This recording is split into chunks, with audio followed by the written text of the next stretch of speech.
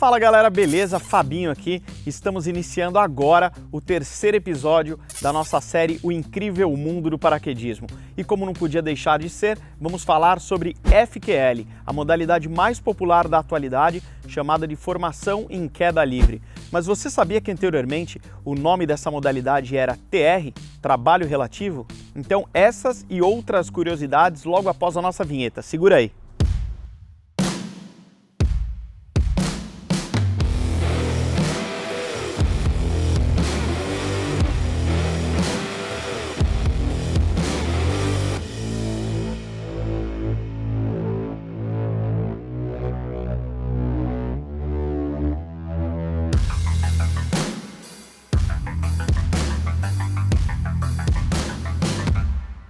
As competições de queda livre em grupo, então chamadas de trabalho relativo e atualmente chamado de formação em queda livre, tornaram-se cada vez mais popular a partir dos anos 60 e elas emergiram como uma disciplina competitiva no início dos anos 70. O primeiro evento de formação de queda livre no paraquedismo de 4 atletas foi introduzido no Campeonato Nacional de Paraquedismo dos Estados Unidos em 1970 em Plattsburgh, Nova York. Em setembro de 75, o primeiro campeonato mundial da FAI de trabalho relativo ocorreu em Warendorf, na Alemanha.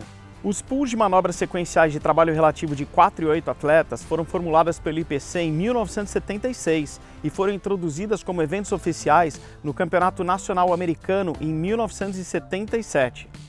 O segundo Campeonato Mundial de Trabalho Relativo, apresentando eventos sequenciais tanto de 4-way quanto de 8-way, ocorreu em novembro de 1977 em Gatton, na Austrália.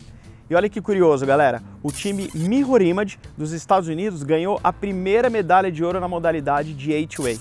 Um time de FQL é composto por 5 integrantes, sendo 4 performers e 1 câmera. As imagens geradas pelo câmera são muito importantes, porque é através delas que os juízes avaliam e pontuam os saltos. E como é que funcionam os saltos? É como se fosse uma corrida. Assim que o time sai do avião, um cronômetro é disparado e os atletas têm 35 segundos para realizar a maior quantidade de figuras pré-determinadas possível. Fazendo uma analogia com o atletismo, é como se os atletas de um time de 4-way fossem velocistas e não fundistas. Atualmente, existe um pool de manobras e nesse pool de manobras existem 16 randoms e 22 blocos. O que são esses randoms e blocos? Vou explicar agora. O random é uma figura única, ou seja, é uma formação pré-definida que os atletas têm que demonstrar com gripes estacionários.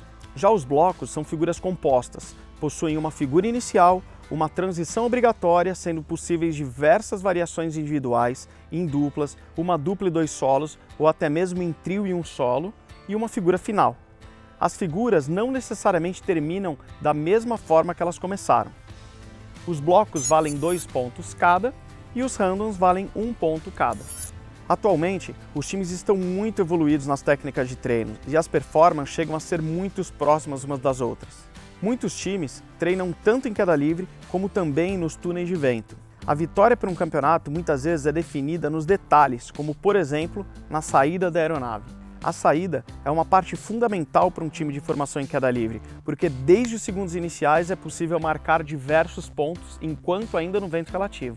Só para vocês terem uma ideia, no último campeonato mundial realizado em outubro de 2018 na Austrália, 2 recordes de maior pontuação em um salto foram quebrados no mesmo dia em um intervalo de poucos minutos entre eles.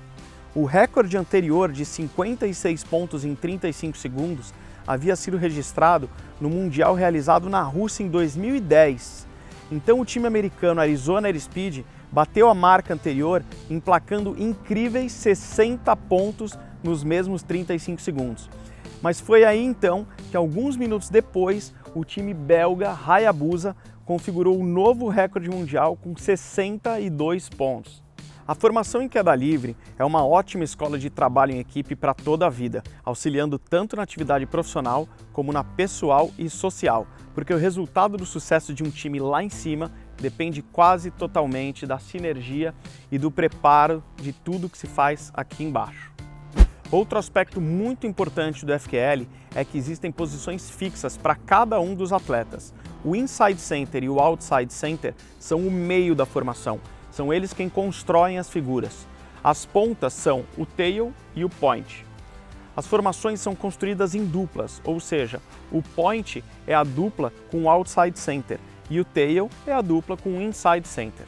E um desses atletas é como se fosse o maestro do time, é quem define a velocidade do salto, quem dá a chave permitindo a construção do próximo ponto e quem define a razão de queda livre. E aí, quer tentar adivinhar de quem é esse papel no time? E a resposta é inside center. E como definir qual atleta pode performar melhor em cada uma das posições? De acordo com o coach e atleta do time oficial de 4-Way da GoFly, o Pedro San, fatores como experiência e biotipo auxiliam muito nesse processo. É comum colocar os atletas mais experientes e com razão de queda mais alta no meio da formação e os mais leves e ágeis nas pontas. Os atletas do meio são responsáveis em manter uma boa razão de queda e construir a formação de maneira que facilite o trabalho das pontas sem que eles tenham que se mexer muito. Características como contato visual, disciplina e antecipação são muito bem-vindas a todos os atletas que se propõem a praticar o FQL. Se você já é atleta ou aluno de paraquedismo, montar um time de FQL não é complicado. Os requisitos mínimos para que você possa ingressar na modalidade são categoria B, ou seja, 50 saltos ou mais, e se juntar com mais 3 amigos que estejam dispostos a treinar. A partir daí, vocês devem escolher um coach ou um técnico que vai auxiliar em todas as etapas desse processo. Muito importante é que, além da vontade de saltar, você, juntamente com seu time, defina um bom calendário de treinamentos durante todo o ano. Existem 3 modalidades competitivas no FQL: a estreante, a intermediária e a Open ou Pro. A estreante, como o próprio nome sugere, é para os atletas que estão ingressando na modalidade e não possuem giro de bloco. Na Inter, todas as figuras são aplicadas, menos os blocos que geram modificações nos slots dos atletas. E como se pode imaginar, na categoria Open não há limitação de figuras ou de manobras. Os times que têm média de 10 pontos ou acima e já venceram algum campeonato brasileiro na categoria Inter são obrigados a participar da categoria Open. E a mesma regra se aplica para passar da categoria estreante para a Inter. A GoFly Paraquedismo criou o campeonato Skydive League justamente com a intenção de desenvolver o esporte e a melhora na capacidade técnica de todos os atletas do Brasil.